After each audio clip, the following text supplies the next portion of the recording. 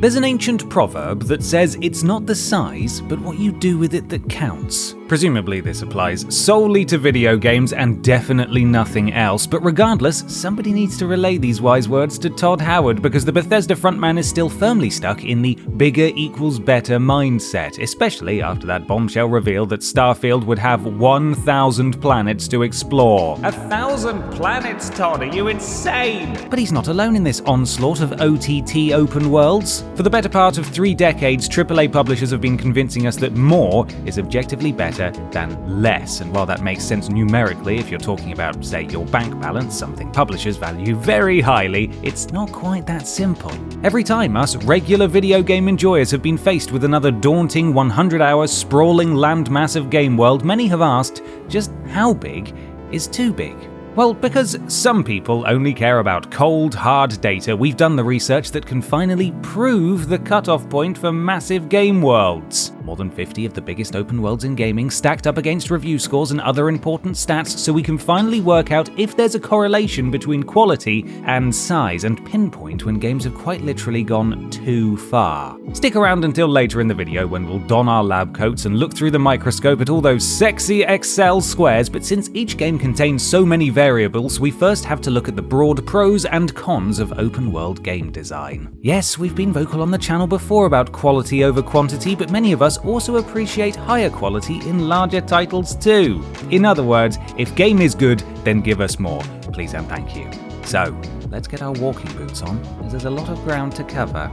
I'm Ben from TripleJump, and I demand to know just how big is too big.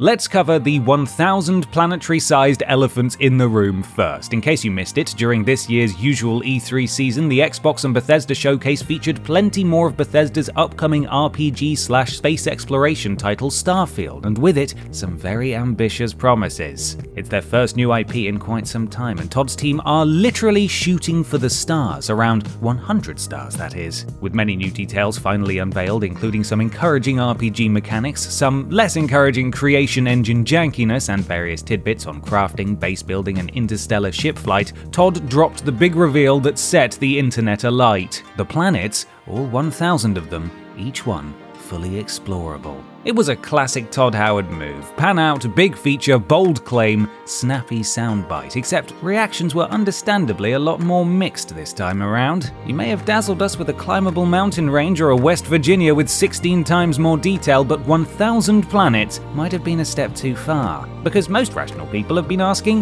how? How could you possibly fit 1,000 planets into the game and retain the unique handcrafted content that makes the classic Bethesda RPGs so special? One planet-sized map is madness enough, but to do this 1,000 times? Well, unless they started development in 1983, the logical answer is they can't. And in fairness, Todd has since elaborated through IGN and other platforms, confirming things such as their use of procedural generation, because of course they've used procedural generation. It's 1,000 planets, you daft apith. Plus, this is how Bethesda and many other developers begin crafting larger game worlds anyway, generating the canvas with AI help first, then adding finer details by hand. Seamless transitions from space to planet won't be a thing either, hopefully easing the load on both the developers and the game engine. But this has done little to dispel the cheeky tag of No Man's Skyrim given by the community, because while several key areas, including 4 main cities, will be handcrafted, the vast majority of the planets will be quite empty, serving as little more than floating balls of loot and resources. Given the near-future grounded sci-fi setting with themes of early space exploration, it'd be silly to expect a densely populated Coruscant in every system just a few centuries into the future. But it's reason enough to be concerned, given Bethesda's recent trajectory of game design with Fallout 76. Lots of land, with less incentive to explore it all. And this is where the classic quality versus quantity argument comes in. At what point does more become a detriment to the final experience? This unstoppable land grab for more and more space in video game worlds has been noticeable ever since the industry stepped into the third dimension, as size and scale became much more impressive in 3D environments. As early as 1996, The Elder Scrolls II Daggerfall was rocking a ridiculous 63,000 square miles. Most games are still yet to top this figure, but developers have still been in an arms race to cram more detail and content into their open worlds. Some companies like Ubisoft or Rockstar build their entire reputation on massive immersive worlds, but these larger beasts shouldn't automatically be labeled bad. Open world has become popular for good reason, with many of the best games of all time adopting this approach, from GTA to Assassin's Creed to The Legend of Zelda, and those three examples alone show completely different design philosophies. Just this year, the stunning Horizon Forbidden West found a new meaning to the term attention to detail, and Elden Ring's staggering popularity proved the open world approach still had more surprises to offer, revitalizing the FromSoft formula in a land packed with things to discover. And just in case you dismiss any notion of procedural generation, we've got two words for you: Minecraft. That should be one word, really. So where does it all go wrong for those less inspiring titles, and how do open worlds get it right? Set your waypoint and turn off quick travel. It's time to explore. We'll balance the good and bad aspects in each point, but let's start with the bad, because YouTube craves negativity. The most obvious stumbling block comes down to content and the quality of said content. The biggest concern when you hear the term open world is likely how much filler is in here. Will you be bombarded with map markers? Will your mission log be filled with pointless fetch quests or collectibles? The hunger for more real estate is enough to make the greediest land baron blush, but by constantly expanding outwards, publishers dig themselves a bigger and bigger hole, a hole which demands to be filled with things to do. Not many people would invest tens or even hundreds of hours into your game if it amounts to a slightly more interactive version of Google Street View. Exploring an interesting landscape from one big story point to the next can be exciting, but without any stirring distractions, you might as well have had a cutscene instead of a chunk of map to traverse. There's no shortage of excellent side quests in larger titles from The Witcher 3 to Red Dead Redemption and Fallout, but it's when you still can't fill all of that space with such high-quality distractions that the real filler gets shoveled in. We're talking tedious and often pointless item collection like Assassin's Creed 2's feathers or the pigeons from older GTAs, generic copy and paste activities like base clearing in Far Cry, or even quests that promise a powerful reward but only after performing the stupidest tasks like dodging completely random thunderbolts 200 times we're looking at you, Final Fantasy X. All of these titles are highly praised and reviewed, yet they all have filler. Collecting all 900 Korok seeds in Breath of the Wild rewards you with an actual plop, for goodness sake. Parody or not, shame on you, Nintendo. And these are the bane of any achievement or trophy hunters, as they're often required for the full 100% completion. The often derided map marker spam is a dead giveaway, but it's a symptom of a deeper rooted cause. On the other hand, you don't want things to be too barren, because then there's simply nothing to do. Some titles make this work, like survival titles that aim for a sparser experience for a literal player versus environment challenge, or sandboxes that give you enough to explore, create, and discover without being too heavy-handed. Indeed, the element of discovery is one of the biggest draws for open worlds. To set off in a random direction and find something that feels personal to you. Those natural, often unscripted moments, like cresting a hill and seeing an incredible view stretch out before you. Finding a powerful item you're fairly sure you shouldn't have yet. Having a random cave network open up into a massive underground city. That's the level of immersion these games can offer, making you lose track of time and realize it's somehow 4 a.m. and you need to be up for work in a few hours. Balancing content without too much copy and paste filler is a delicate act, but when done right, it can turn a game into a living, breathing world so immersive you'll feel like you're cheating on real life. But all this also hinges on if you even have the time to enjoy it.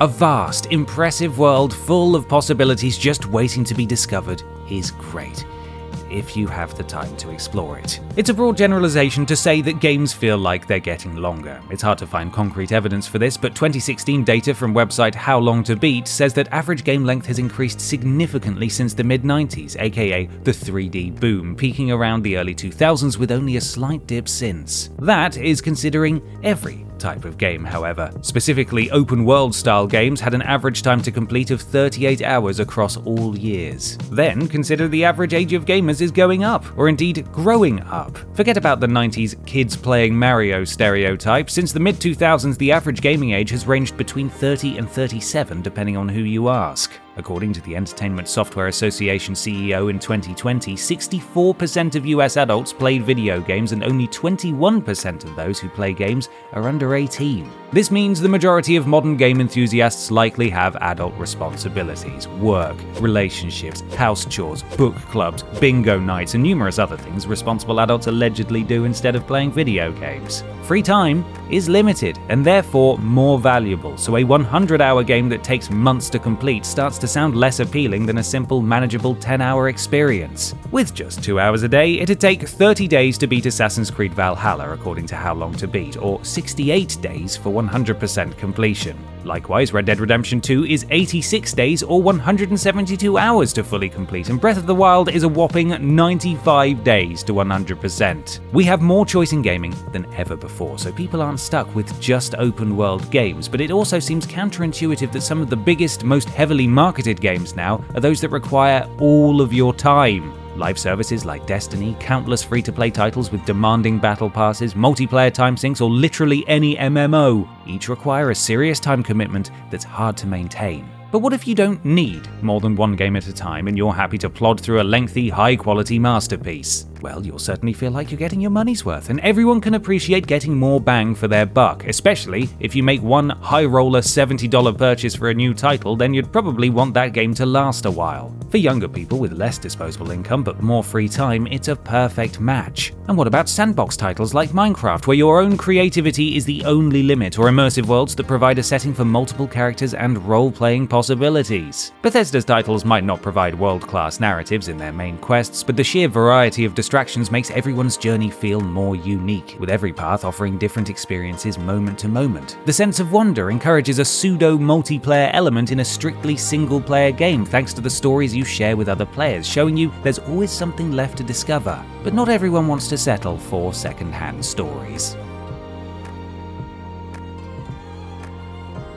So, you've made a big game world filled with plenty of fun things to do while keeping the main quest a reasonable length. Now, you have a new problem: distractions everywhere. And when players start getting distracted and wandering off the main path, the intended pacing of the story quickly goes off the rails too. A climactic third act doesn't have quite the same impact when you take a 40-hour break to slay goblins and collect feathers before the dreaded point of no return. With player freedom, pacing becomes infinitely harder to control, but you can't restrict players too much either, because then you lose a core element of it being open world. It's another conundrum created by the very nature of this design. Many games try different tactics to improve the pacing, whether it's locking out areas until a certain mission is completed, creating clever choke points in the world itself, or using difficulty spikes and tougher enemies as a natural deterrent. But any restriction will feel at odds with the go anywhere, anytime philosophy. The lack of in-game acknowledgement of the player's actions is another gripe, even after main storyline moments. What's that? Hero of Kvatch? How about the hero of fetch me these ingredients for a stupid potion?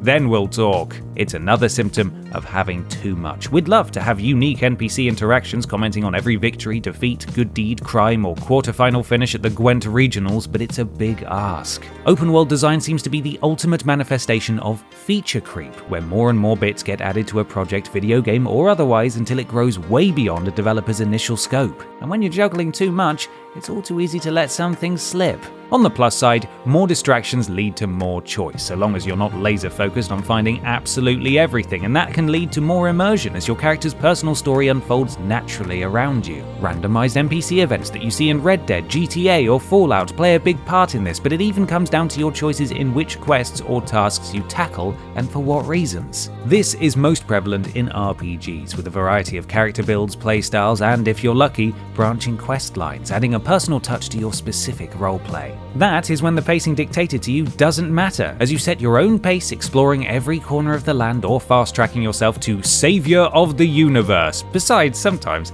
it's good to enjoy a bit of downtime, but downtime is a luxury not everyone can afford.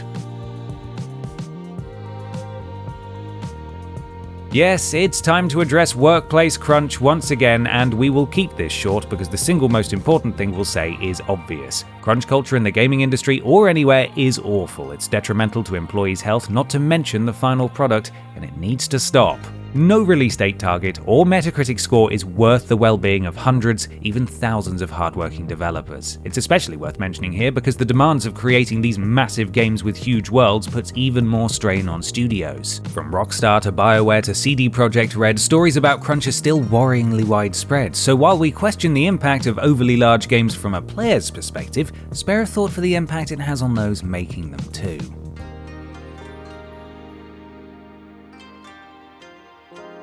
You've stuck with us this far, so we should probably try and answer the question, shouldn't we? Thankfully, we have cold, hard data. After scouring the web and cross-referencing until we've gone cross-eyed, we've picked out what we believe to be the top 50 biggest open worlds in video games based on square miles of explorable landmass. Now, there's every chance we've missed out a game here or there, either through a lack of solid information on a game's size or a game being too obscure. And naturally, each game has so many variables, but hopefully this proves a decent sample size.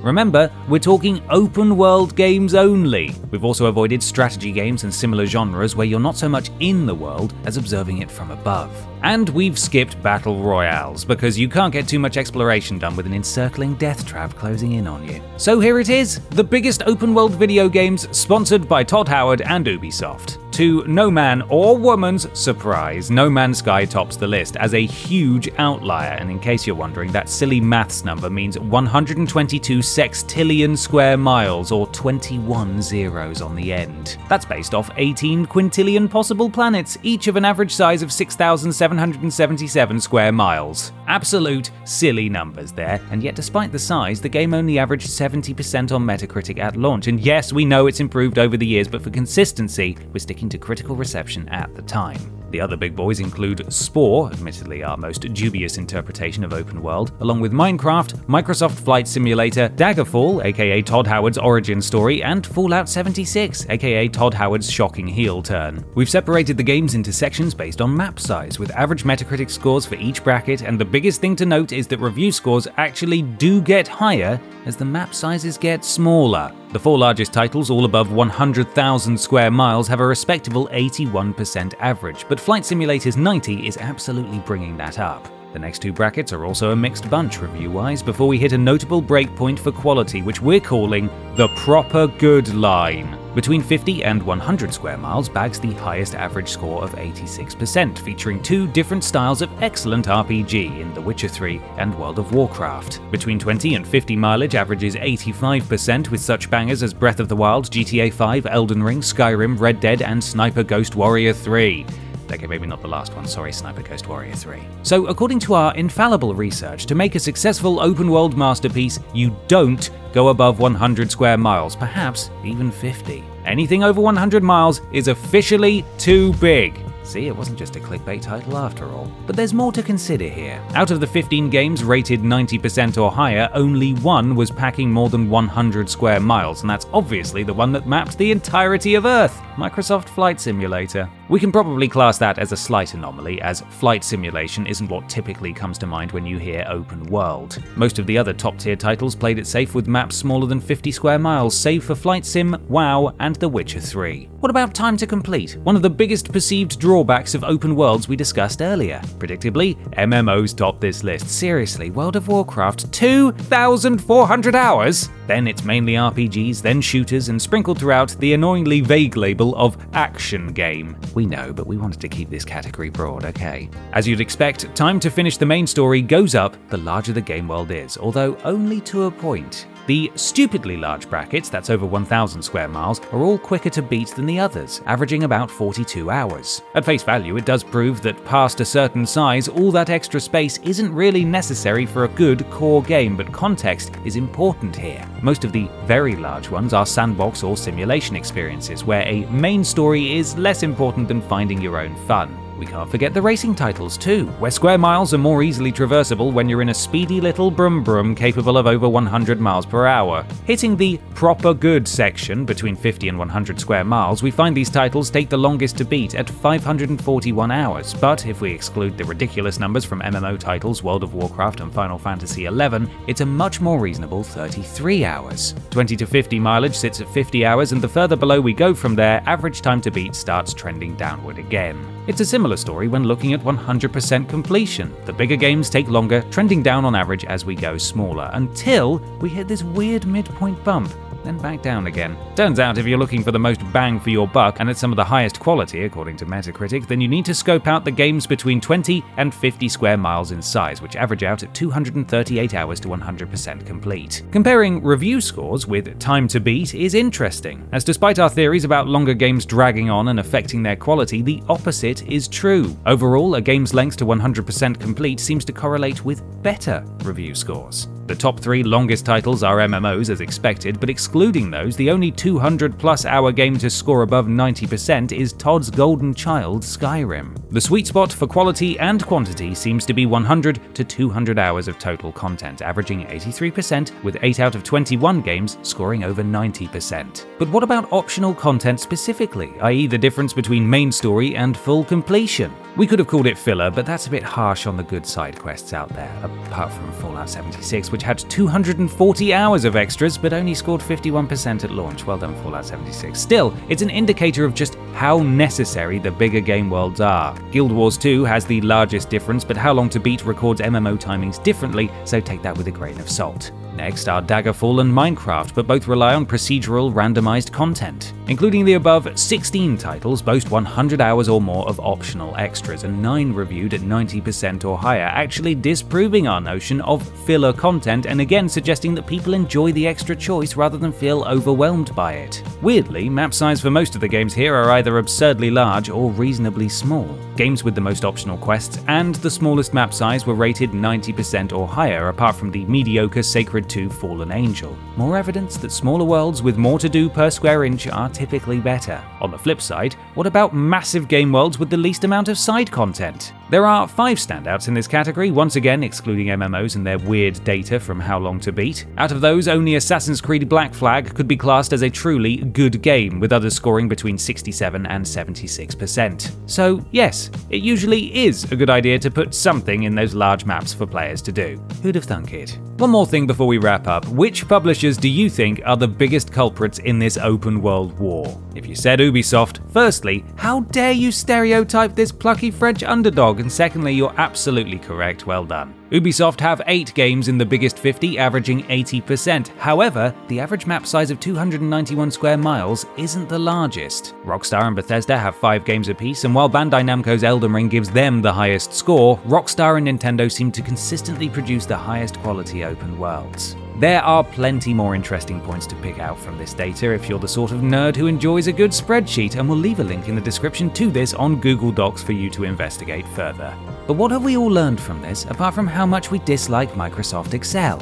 Firstly, don't go bigger than 100 square miles if you want the absolute best in large video game worlds. Secondly, game size does negatively affect quality, but only when it ventures into silly numbers. Thirdly, lots of optional content doesn't necessarily mean cheap filler, going a long way to fleshing out a fun, immersive world. And fourthly, Ubisoft aren't necessarily the masters of large worlds that they think they are.